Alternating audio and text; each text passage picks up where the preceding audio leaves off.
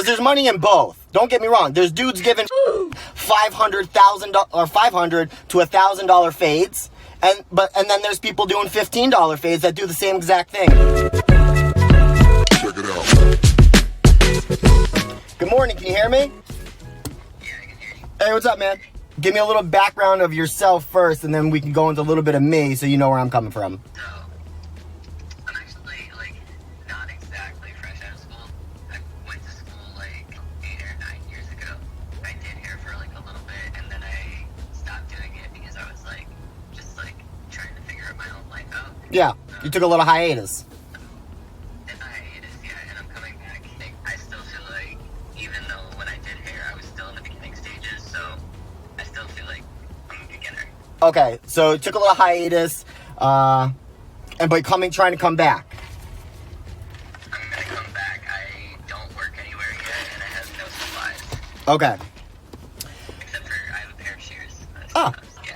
You're coming back because you truly are passionate about it, or you're coming back because you see the industry now, or you're just not happy with your job?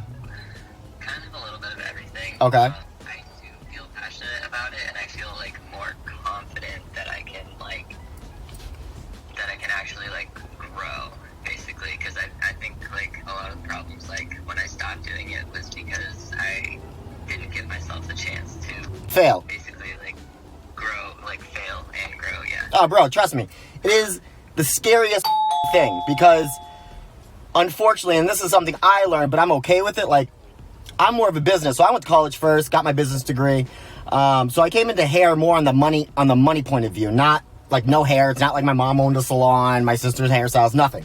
I knew the reason I like hair is because hair is a one-man sport. You get as far as you put in. Unfortunately / fortunately for me, I like to only blame myself because I have a lot of accountability. I can own that. With hair, you have to fail. Even with me and doing the level of blondes I did, the only reason I'm popular is because so many people said I couldn't do what I was doing, and then I went out and taught hundreds of stylists to do what I do, and then hundreds of those stylists are now doing what I do, and now I sell a product to do what I say I do and other stylists do. So it was just a whole turnaround that started from the majority of 80% of hairstylists saying, no, that can't be done. That's a filter. The hair is damaged. And then here I come. My clients are coming back longer, still platinum, going platinum in one session. So I do understand your initial scare. It is scary. Yeah, and I'm in it for that aspect too. I want to be able to work for myself. Do you know anybody that are in salons? Do you have any friendships with anybody in salons? I've been making a few connections here and there, mainly with barbershops. Okay. Because I may get started in a barbershop. I want to do basically cut and color, men or women. Where do you truly want to be? Don't go around okay. So never waste your time. You've wasted time, right?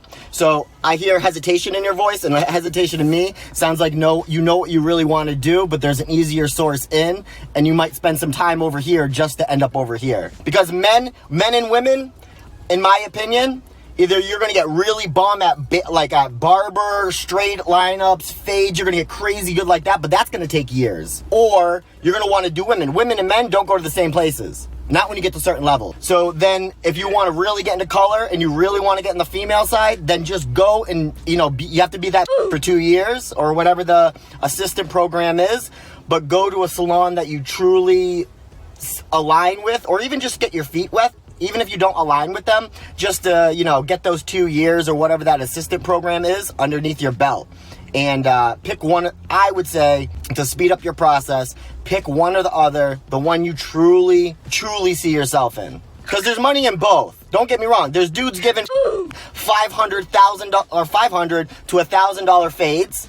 And then there's people doing $15 fades that do the same exact thing. A lot of this will come from your branding, your confidence, and your talent level. Your talent level in this industry can actually be less than your branding, but that's with everything. You have to put confidence out there. You know what I mean? You have to own it. You have to know who you are. You have to accept who you are. And that's the same thing with me. I'm very blunt and honest. I rub a lot of people the wrong way, but that's okay because I only speak the truth. You'll never see me saying anything negative. I'll call it out, which some people don't like, but I always suggest going into the true lane that you want to do. There's money in everything. It's just amount of effort you put into it. Everything that I grew came from nobody else but me. I went out and got it. You know, it wasn't I was at a salon where, you know, it was big fancy name. They were handing me clients. I grew off those clients. Nope. I was in the worst position washing hair in sinks, but giving out bomb-ass hair, so didn't care if I was washing the hair in the sink. I was doing better results than high-end salons charging $350. Gotcha. And it just comes down to your quality of work.